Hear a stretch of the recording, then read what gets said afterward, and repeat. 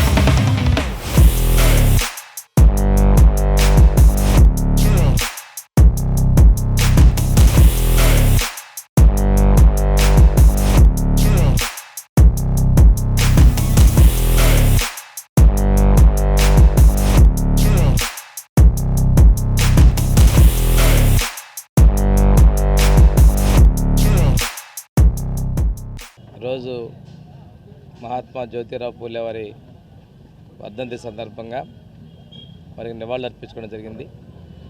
ఈ సందర్భంగా వారు సమాజానికి చేసినటువంటి సేవలు వెలగట్లేనివి. ఈరోజు అస్పృశ్యత అనేటువంటిది ఒక దళితులు గిరిజనులకే కాకుండా బీసీల్లో కూడా తను అనుభవించారు. సుమారు దగ్గర 200 సంవత్సరాల క్రితం జన్మించినప్పటికీ కూడా ఆ రోజులో ఉన్నటువంటి సామాజిక రుగ్మతల్ని చవిచూసి విద్యను కొనసాగించి తన విద్యతోటి ఈ వివక్ష మీద, బాలికా విద్య మీద, మహిళా విద్య మీద, దళిత గిరిజనుల విద్యల మీద ప్రోత్సహిస్తూ సామాజిక రుగ్మతల్ని తరిమి కొట్టేందుకు ఎనలేని కృషి చేశారు. వారు వారి దంపతులు ఇద్దరు కూడా సమాజంలోని ఈ వివక్షల మీద విద్య కొరకు ఉద్యమాలు చేశారు. ఈరోజు వారు చనిపోయి దగ్గరగా 130 సంవత్సరాలు అవుతూ ఉంది. వారు జన్మించి 200 సంవత్సరాలుగా వస్తుంది. అయినప్పటికీ వారి సేవలను గుర్తుపెట్టుకుంటూ జాతి యావత్తు వారికి నివాళులు అర్పిస్తున్నారంటే వారు చేసినటువంటి కృషిని మనం మర్చిపోలేము.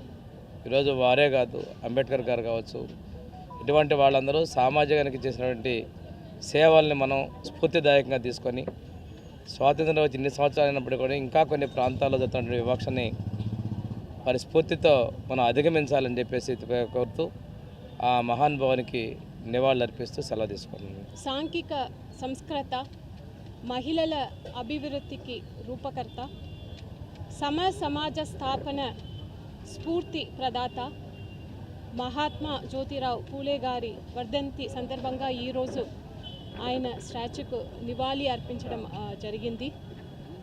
ఆయన స్త్రీ విద్య అవసరాన్ని గుర్తించి అప్పుడే మహిళల కోసం ప్రత్యేకంగా స్కూల్స్ ఓపెన్ చేసి కృషి చేశారు, ఒక రెవల్యూషన్ చేశారు. అదేవిధంగా కుల వ్యవస్థను, కుల వివక్షను, మూఢనమ్మకాలను ఎదిరించారు. సామాజిక రంగాల్లోనే కాక అన్ని రంగాల్లోనూ ఆయన తన సేవలను అందించి తనదైన ఒక ముద్రను వేసిన మహనీయుడు. ఆయన్ని మనం అందరూ కూడా స్ఫూర్తిగా ఆదర్శంగా తీసుకుని మన ప్రకాశం జిల్లాని కూడా ఒక సమాజ సమగ్రాభివృద్ధి చెందిన 100% లిటరేట్ చెందిన జిల్లాగా మార్చడానికి ప్రతి ఒక్కరు కూడా కృషి చేయాలని ఈ సందర్భంగా తెలియజేస్తూ సెలవు తీసుకుంటున్నాను. ధన్యవాదాలు. 200 సంవత్సరాల క్రితం జరిగినటువంటి సంఘటన అంటే 1827లో జన్మించినటువంటి పూలే గారు సామాజిక వివక్షతకు వ్యతిరేకంగా, సామాజిక అసమానతకు వ్యతిరేకంగా పోరాడి సమాజంలో అన్ని వర్గాలు సమభాగంగా సమానంగా ఉన్నప్పుడే సమాజం కూడా గౌరవప్రదంగా అభివృద్ధికరంగా ఉంటుందనేటువంటి ఆలోచనతో ముందుకెళ్ళి, అదేవిధంగా శూద్రులకు కూడా విద్య అందించాలి, శూద్రులు కూడా విద్య అందుకునేది అర్హులు, మరి మహిళలు కూడా ఆ రోజు విద్యకు దూరంగా ఉన్నారు, వారికి కూడా విద్య అందించాలని, సమాజంలో విద్యతోనే సమాజ అభివృద్ధి జరుగుతుంది, సమాజ చైతన్యం జరుగుతుందని విశ్వసించి ఆ దిశగా ప్రయాణం చేసి ఈ దేశంలో సామాజిక చైతన్యానికి నాంది పలికినటువంటి ఇండియాస్ ఫస్ట్ సోషల్ రిఫార్మర్ మన పూలే గారు. వారిని ఆదర్శంగా తీసుకొని మాకు గురువు, నాకు చైతన్య స్ఫూర్తి అని చెప్పినటువంటి మహోన్నత వ్యక్తి డాక్టర్ బిఆర్ అంబేద్కర్. ఒకసారి ఆలోచించాలి. ఈ 200 సంవత్సరాల క్రితం జరిగిన సంఘటనలు ఈరోజు కూడా ఇంకా మనం సమాజంలో ఇంకా చూస్తూనే ఉన్నాం. కుల వివక్షత, కుల అసమానతలు, సామాజికం ఇవన్నీ చూస్తున్నాం. మనందరం కూడా గ్రంథాలు చదవటం, ఉపన్యాసాలు చెప్పడంకే పరిమితం కాకుండా సమాజంలో జరిగే ఈ రుగ్మతలకు వ్యతిరేకంగా ప్రతి ఒక్కరు కూడా ఎటువంటి స్వలాభాపేక్ష లేకుండా సమాజ చైతన్యం కోసం కృషి చేయాలని మరొకసారి ఆయన్ని స్ఫూర్తిగా తీసుకొని వారి అడుగుజాడలు నడవడానికి ప్రతి ఒక్క వెనకబడిన కులాలే కాకుండా సామాజిక చైతన్యాన్ని కాంక్షించే ప్రతి వ్యక్తి పూలే గారిని ఆదర్శంగా తీసుకొని, అదేవిధంగా అంబేద్కర్ గారి యొక్క ఆలోచనని వీరిద్దరిని కలుపుకుంటూ ఎస్సీ, ఎస్టీ, బీసీ మైనారిటీలు ప్రత్యేకంగా ముందుకెళ్లాలని కోరుకుంటూ మరొక్కసారి ఆ మహానుభావుడికి నివాళులర్పిస్తూ ఈరోజు మనందరం కూడా ఇక్కడ ఉండి మాట్లాడే అర్హత, ఆ అవకాశాలు వచ్చినాయి అంటే ఆ మహానుభావుడు అందించినటువంటి ఒక ధీరోదాత్తమైన పోరాట ఫలితం. మన ప్రకాశం జిల్లాలో మహాత్మా జ్యోతిబా పూలే గారి యొక్క వర్ధన సందర్భంగా మరి పెద్దలందరూ కూడా ఇక్కడికి విచ్చేయడం జరిగింది. మహాత్మా జ్యోతిబా పూలే పెద్దలు చెప్పినట్టుగా 200 సంవత్సరాల క్రితమే వారు జన్మించి సమాజంలో ఉన్నటువంటి మరి రుగ్మతలు అయితేనేమండి, కుల వివక్ష అయితేనేమండి, అంతేకాకుండా సతీ సహగమనము ఇలాంటివి అనేక రకాలుగా మన భారతదేశంలో మరి నిగూఢమై ప్రజలందరూ కూడా ఎంతగానో ఇబ్బందులు పడే రోజులు.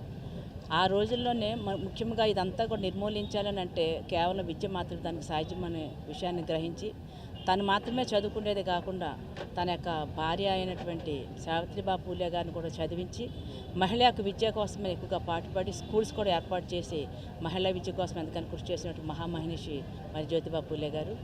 వారు ఆ రకంగా మారడానికి వారి జీవితంలో ముఖ్యమైన సంఘటన కూడా జరిగిందండి. 1848 సంవత్సరంలో అప్పుడు బ్రాహ్మణుల యొక్క ఆధిపత్యం ఎక్కువగా ఉండే రోజుల్లో ఒక వివాహానికి వెళ్ళిన సందర్భంలో మరి బ్రాహ్మణుల యొక్క వివాహంలో ఇతను పాల్గొన్నందుకు గాను మరి అదంతా కూడా చెడిపోయిందనే ఒక ఉద్దేశంతో మరి బ్రాహ్మణులందరూ అతన్ని వెలివేసే సమయంలో మరి తను ఎంతగానో బాధపడి థామస్ ఫైన్ అనే ఒక బుక్ని, అంటే మానవ హక్కుల పుస్తకాన్ని అతను చదివి తద్వారాగా తను ఇంప్రెస్ అయ్యి తద్వారాగా మరి ఈ రకంగా ఈరోజు మనం అందరము చెప్పుకునే విధంగా అనేక రకాల మార్పులు సమాజంలో తీసుకురావడానికి ఒక ఆద్యుడు, పూజ్యుడు, మొట్టమొదటిసారిగా మనము మహాత్మాని పిలుచుకునే గొప్ప నాయకుడు కూడా మరి జ్యోతిబా పూలే గారు. అలాంటి వారి ఆశయాలను మనం ఖచ్చితంగా కూడా మరి గ్రహించాలి. అంతేకాకుండా ఇప్పుడున్నటువంటి నాయకులు కానివ్వండి, ప్రభుత్వాలు కానివ్వండి, వారి ఆశయాలను ఖచ్చితంగా అమలు చేసే విధంగా కనుక ముందుగంజలో ఉన్నట్లయితే ఈ రోజు ఉన్నటువంటి ఇంకా కుల వ్యవస్థ ఇంకా ఉంది. మనకి ముఖ్యంగా గ్రామాల్లో అయితే ఇంకా కుల వివక్ష ఇంకా ఉంది. కాబట్టి అదంతా నిర్మూలించాలి అని అంటే ఖచ్చితంగా మరి ఇప్పుడున్నటువంటి ప్రభుత్వాలు కూడా ముందుకు కృషి చేయాలని